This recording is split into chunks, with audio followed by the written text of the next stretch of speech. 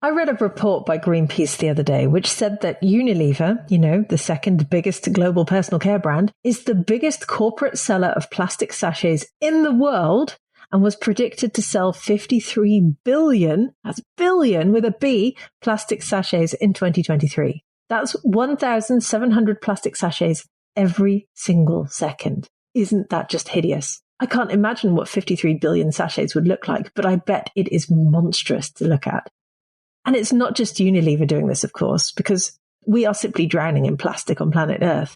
And if we want to make it specific to cosmetics, around 70% of the beauty industry's waste comes from packaging, according to the British Beauty Council, and most of that isn't recycled.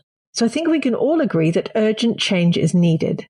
Now, I've interviewed many change makers on this podcast to date, and I feel relieved that we have wonderful people like many of my guests out there in the world trying to make a difference. And today's guest is no different, as I'm speaking with Joel Tascher of CleanHub, a visionary leader and a visionary organization with a mission of preventing plastic waste from entering our environment in the first place. As Joel says, life is best lived on a clean planet. And I couldn't agree more. So do you want to hear how one team has collected over 7 million verified kilograms of waste to date? Settle in for another great episode. Welcome to Green Beauty Conversations, the podcast that challenges you to think about how you buy, use, make, or sell your green beauty formulations. In my weekly episodes, I explore the sustainability of the beauty industry and encourage you to join me in changing the industry for the better. I'm your host, Lorraine Dahlmeier. I'm a chartered environmentalist, biologist, and the CEO of award-winning online organic cosmetic formulation school, Formula Botanica. We have thousands and thousands of students in over 190 countries around the world who study with us to become organic beauty formulators and entrepreneurs. Visit our website at formulabotanica.com to try our free online formulation course. And if you want to be the first person to know what's happening in green beauty, make sure you subscribe to this podcast in your favorite podcast app. So in today's episode, I'm joined by Joel Tascher, the founder and co-CEO of CleanHub. Joel grew up sailing and surfing and developed a passion for all ocean-related topics. So to then turn his passion into a career, he started CleanHub, a company committed to freeing the planet from plastic pollution. CleanHub's solution enables proactive brands to fund and advance plastic recovery in coastal communities across Asia and Africa, where there is the greatest risk of plastic entering the ocean, whilst their AI technology is used to track and trace that collection. Now, unlike alternative approaches that are focused on recovering plastic once it's already in nature, CleanHub is instead stopping it from getting there in the first place. Hi, Joel. How are you doing today? I'm great. Thanks. And thanks a lot for having me. Oh, I am really interested that you're here. I'm thrilled that you're here because I think this is going to be a really interesting topic. So let's talk about the organization you run. What is CleanHub and what do you do? In CleanHub's core, our goal is to bring waste management infrastructure where there's currently none. Because I think everybody knows about the topic of plastic pollution. Very few look then actually what's happening that plastic pollution can actually occur and how we can solve that problem. And one very important aspect, obviously, besides producing better packaging, is then also the waste management aspect. Because in the end, I think we all want a circular economy. We all want things to be reused and also material to be reused and recycled. But that will not work if we don't collect it. And today, there's roughly 2 billion people in the world who do not enjoy the luxury of waste management. So they don't have that little bin in the backyard where people will come to pick up the trash they have. And this needs to happen if we want to stop plastic pollution. So what do you do with CleanHub for that? We partner up with brands, more specifically consumer good brands, and even more specifically, a lot of cosmetics brands are partnered up with us. So roughly 40% of our customer base is coming from the wider field of cosmetics. It can be sunscreen, skincare products, beauty products. That's what we cluster under cosmetics. They set a portion of their revenue aside to collect either as much plastic as they produce, if they produce. But at the same time, we also have roughly 37% of our customers that don't even have plastic anymore in their products that still set aside a portion of their revenue to then pay for waste management. On the other side of the world, we find local organizations in countries like India, Indonesia, Cambodia, Tanzania, who want to run a waste management business or are already actively running a waste management business. And we provide funding to them to expand the collection, to reach more households, and to bring waste management to those 2 billion people who currently lack it. Yeah, that's the one activity. So raising the funds, finding the partners, making sure that the waste is being collected. And then on top of that, I'm quite a critical consumer myself. I don't believe in a lot of claims. When we started the company, we said, okay, we want to back every claim that we make. So we started building a track and trace software, which all the waste management partners have to use to actually record the volumes, deliver evidence through our technology that they actually collect the waste. So if we say we're going to collect 10 tons of plastic waste, we actually also have the evidence, by the way, publicly available, that these 10 tons of plastic are actually being collected. Wow. So why did you start Clean Hub? What was the big driver for you? I know this is mostly an audio podcast, but for somebody who sees that video, they might not believe it. I used to be a surfer. I still am whenever I go on vacation. I love the ocean. I love being outdoors. I grew up at Lake Constance, which is in southern Germany, right next to the Alps. So I spent my entire childhood outside, and it's a beautiful area. And later in life, I started traveling, right? I've been to places like Indonesia, Bali. I've been to Senegal. I was very lucky to see a lot of beautiful places in the world. And the one thing that you also always see is there's pollution there. People are burning their trash in the evening. It's affecting their lives in a big way bigger than me. But also there's a lot of plastic entering the ocean. So if you do go surfing, you will touch a plastic bag. You will encounter plastic pollution wherever you go. And that was a topic that really annoyed me, because in the end, I believe maybe one of the few universal truths there are that life is best lived on a clean planet. It doesn't matter if it's me living in Berlin or if it's a fisherman in Senegal. It's just a much, much nicer life if you're not living surrounded by pollution. It goes for all the fishes or the turtles in the ocean that don't want to eat plastic, right? That's the core belief that the business was founded on. And I think we can all get on board with that core belief. That is incredibly important. So tell me more about how these partners work. I've seen on your website that you particularly work with India, Indonesia, Tanzania, Cambodia. How did these partners over there collect plastic from the environment? It depends a little bit. And I'm always careful to say that it's only collected from the environment, because that's only half of the story. We do collect from the environment in some areas, right, through cleanups, etc. But the important thing is for us that plastic doesn't even get into the environment in the first place, which means it should be collected post-consumption. Somebody should have a bin in their backyard, put the plastic in there, separate it from the organic trash so that the organic trash can actually decompose and be soil again.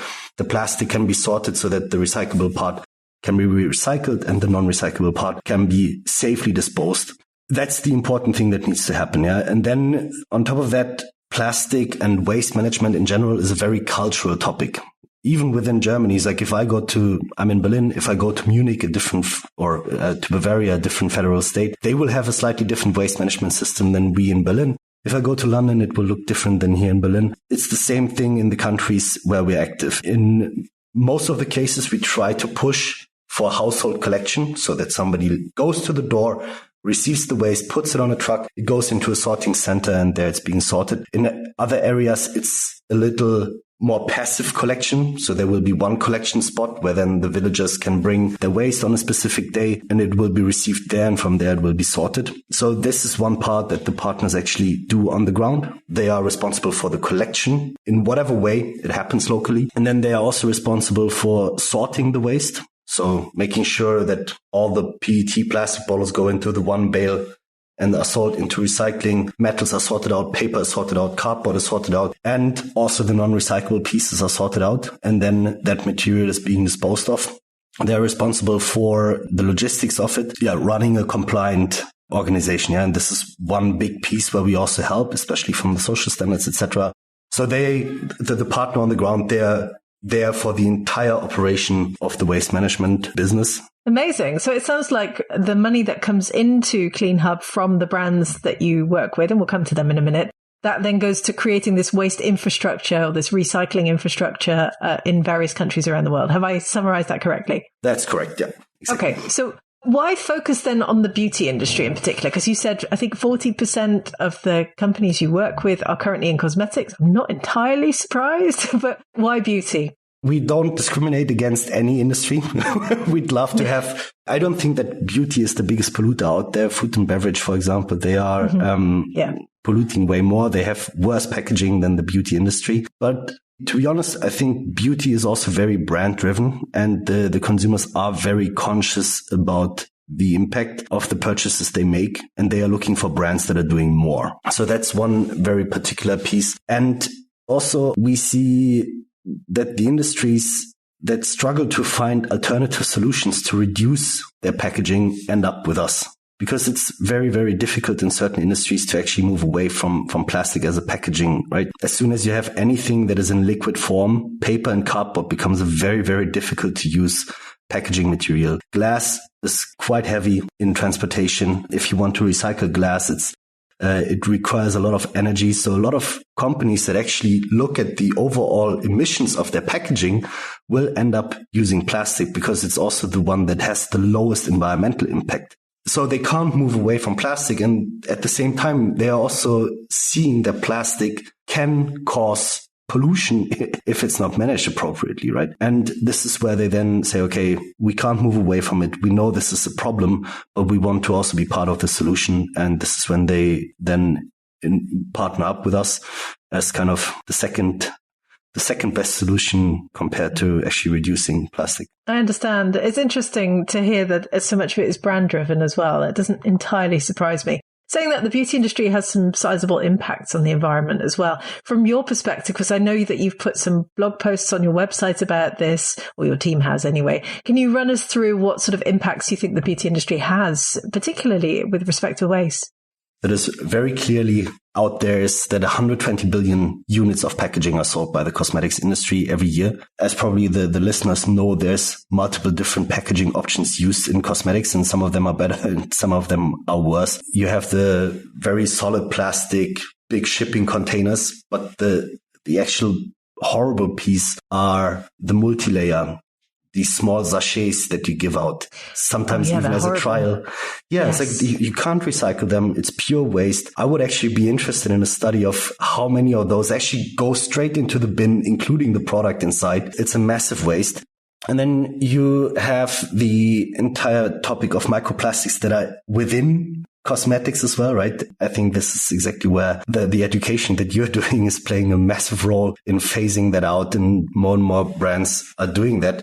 And then at the end of it, roughly 95% of cosmetic packaging is just thrown away at the end of use, right? So this gives us a bit of an overview of the scale. At the same time, especially in shampoo, etc., we see that quite a lot of plastics can be recycled because they use mono material, like, for example, HDPE. But then you have a lot of special packaging, or when you have these pumps out of plastic, these are incredibly difficult to recycle and also incredibly difficult to make from recycled plastic, which, for example, if you go to brands like an Aesop and you buy the refill container, it might look exactly the same, but the big difference is they don't have the pump in the refill container where you reuse the pumping system. And this is the difficult part to recycle. So there's a lot of these tiny challenges that brands have to overcome. But yeah, the scale of it is insane.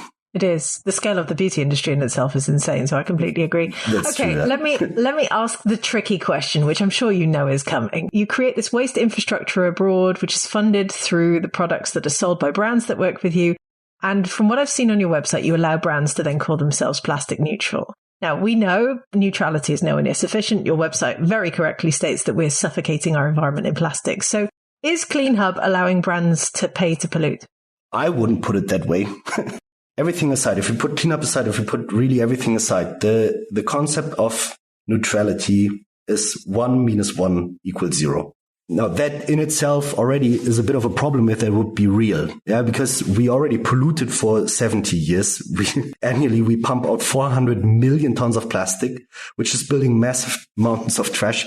So we should more be looking towards a 1 minus 2 equals minus 1, that we actually also have a downward trending curve. Yeah, that's the first thing. Then what also happened is the entire carbon market where it turned out that carbon neutrality, in fact, is not 1 minus 1 equals 0, but it's more 1 minus 0.001 equals 0.9997. So nothing happens, and it was a false claim. Yeah. These are, I think, the two main criticisms that are out there, plus the fact that obviously you should reduce. That's where everything starts. I think these are the three core things that need to happen. We are currently also reworking the claim. I want to work through these 3 points now and what Cleanup is doing, right? The first thing that we wanted to make sure is then that 1 minus 1 equals 0. And we wanted to prove that. And this is why we have an engineering team of 5 people, including a data scientist, that build software to prove that whatever we claim we collect is actually true. That's the first thing. So we want to make sure that we can say, if we say 10 tons are collected, 10 tons are actually collected. No doubt about that. So that's the first core principle. Then we have partners. As I mentioned, 37% of our customers don't even have plastic in their packaging, and they're still collecting plastic. So in theory, they are the ones that are bringing down the trend. And there are customers that are also collecting more than what they produce. That's something that we also actively promote within the partners. But at some point, you also need to stay competitive with other brands that are out there, right? It's like if you spend way more money on being a good citizen and that is not rewarded by the market, then at some point your brand won't exist anymore. That is then also not a great outcome for anyone. These are the points. On the reduction piece, I think the big difference, because it's easy that people compare plastic credits to carbon credits, where in carbon, the goal is to actually bring down the emissions in total. In cosmetics, I don't see a future where we will have zero packaging.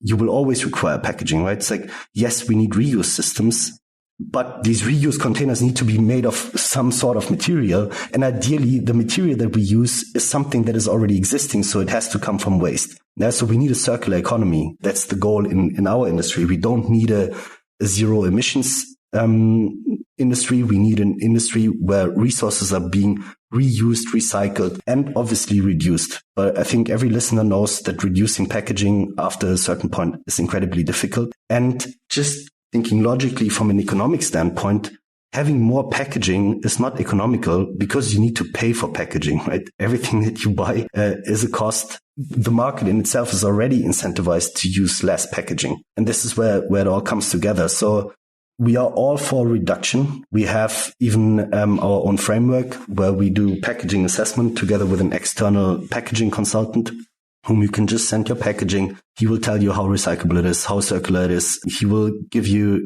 recommendations on how you can further reduce. This is part of our offering. And at the same time, we need to make sure that we have the infrastructure in place that can actually collect resources and turn them back to the economy. It's not a silver bullet. That's the problem in the end. I wasn't expecting you to have one either. It's an incredibly complex topic, as you say. Just tying in with something else that CleanHub has published. So you published a 2023 Consumer Clean Beauty Survey. When this podcast drops, it's 2024. We're right at the end of 2023 recording this. But I read this survey with great interest, and we'll link to it in the show notes as well, so everyone else can have a look.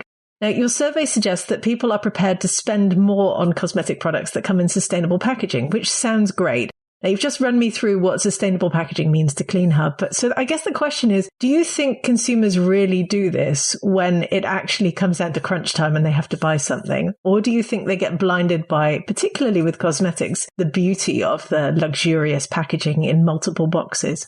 It's an interesting point that we also heavily discussed internally. As I told you, I'm a skeptic myself. And yes. I think there's a big difference between what people say and what people actually do. So I agree with you. There's no proof in the pudding that people will in the end pay more for it. At the same time, it's a bit of an older study that's from the NYU Stern, and so the New York University of their sustainability center, that found that sustainably marketed products grow as a category 7.1 times faster than the rest of the market, which is quite significantly more, right? Another problem in my eyes comes in, it says sustainably marketed.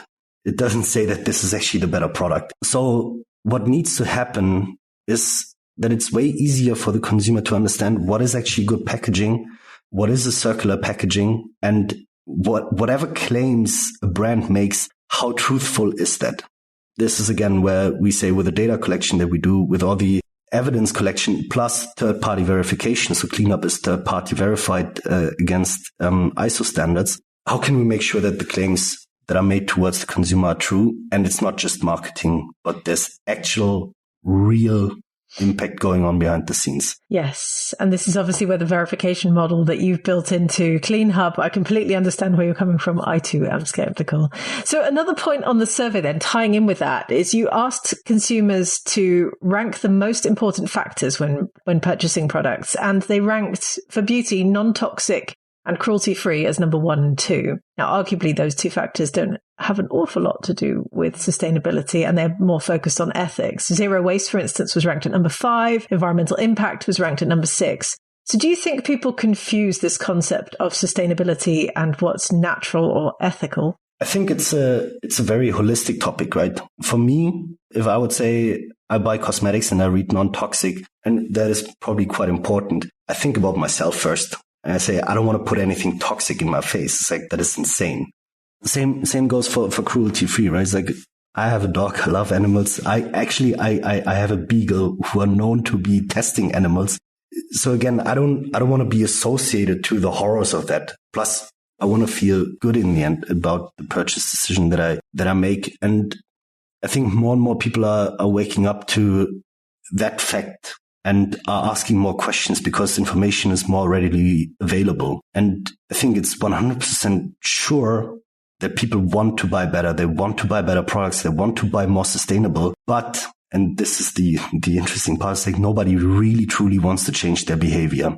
Right? This is what we see, for example, with refill models. There's so many and big chains that tried refill stations, but we can't get people to change their behavior to actually bring back the container to do the refill because it is painful. It's less convenient. And in my eyes, actually the opportunity for brands to build something with that in mind, that people want to buy better, but they want to buy at the same convenience level and then find solutions around that, right? And I don't know yet how the perfect solution would look like, because else obviously there would be a very successful brand out there, but this is something to be considered.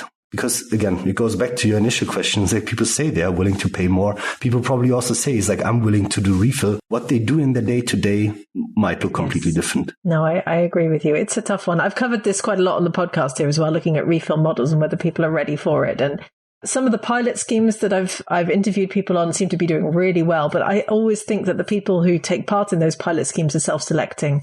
And the real sort of test will be when we roll it out to the rest of the population. So and yes, that's the crucial piece, right? It's not enough if, obviously it's great if 1% of the population changes. Yes. That's better than 0. And this is a great starting point. Yeah. Boy, we need mass adoption, right? And this is so important. And I think putting that back into the context of cleanup, right? It's like, I'm not saying that we ourselves will solve plastic pollution, but what we're showing is if we start to dedicate resources from the profits that companies make towards the big problems, waste management is very possible, and it doesn't matter where you go, right? We have projects in the Andaman Islands, which are some of the remotest islands out there, and it suddenly works if you put in the right incentives. If you make it an economic activity to manage waste, it will be managed. We proved it in more metropolitan areas where people say, oh, it's so difficult regarding logistics and having people change. It works there as well. And it works in different countries. It works in different continents even. So we may not get discouraged by the fact that it's difficult, and we need to start working and also accept certain imperfections, but keep innovating, keep working on it, right? It's like, again, if this podcast drops, COP28 will already be closed for a long time, but it's not looking great what's happening there. And if we put our trust in the big political show and into behavior change. Yeah, I know it's a really tough one. We're going to have to do it ourselves. And I think that's also very much the message that many of my listeners feel as well. So just one final question. How many brands have you currently got working with you at CleanHub now? 303. Or actually, since today it's 305. Yes. Excellent. And I'm sure the adoption will be great on that. So my final question then is, where can people learn more about you and CleanHub? And if they have a brand and they want to come and work with you, how does that all work? If you want to follow our journey, obviously the socials, TikTok is live, and then you can follow us on Instagram at cleanhub.io. You can check out our website. If you go to cleanup.com, you will also find our brand directory. This is where you can discover all the brands that already work with Cleanup, where if you purchase from them, part of the revenue or part of your purchase will go towards plastic collection. If there's brands that want to start working with us, also go to cleanup.com. There's a specific section. You can just reach out, schedule a call with our team. We will look at the options together. Again, we have the packaging assessment as well. So if you're interested in changing your packaging, there's the guy that we're working with has more than 15 years experience in optimizing packaging for small companies all the way up to some of the largest brands out there. Excellent. Lots of experience. We will include all of those links with the show notes, so do go and check out CleanHub. Joel, it's been such a pleasure talking to you today. Thank you so much for coming on the podcast. Likewise. Thank you so much. I would love to hear your thoughts on this episode. How can we build the infrastructure that we need everywhere around the world to deal with plastic waste? How can the beauty industry do more? Tell me what you think. Leave us a comment on our social channels, as both the Formula Botanica team and I love hearing from you. And if you want to hear more about some of the topics we've covered, please do delve back into the podcast archives. Go and listen to episode 111, in which I interviewed Mia Davis, who previously used to work for Credo Beauty, and we talked about the sustainability of samples. We touched on plastics and sachets in that interview as well. Or episode 125, in which I spoke with Joe Chidley of Beauty Kitchen and Ree, who's pioneering a refill scheme throughout the UK and is doing amazing work. Or episode 145, in which I interviewed Candice Joni about the 9 boundaries of planetary care and how we can all become beauty activists. There's a wealth of information in our old episodes, and I do encourage you to go back and listen to them. Thank you for joining Joel and I for this latest episode of Green Beauty Conversations. I really hope you enjoyed it. If you did, please do leave us a 5-star review so that other people can enjoy these conversations too. Make sure you subscribe to our podcasts on Apple Podcasts or Spotify or whatever your favorite podcast app is, and stay tuned for the next episode. Follow Formula Botanica at Formula Botanica on Facebook, Instagram, YouTube, TikTok, Pinterest, Twitter, LinkedIn. We are everywhere. And come and give me a follow at Lorraine Dahlmeier on Instagram. Visit our website at formulabotanica.com and sign up for our free online formulation course today.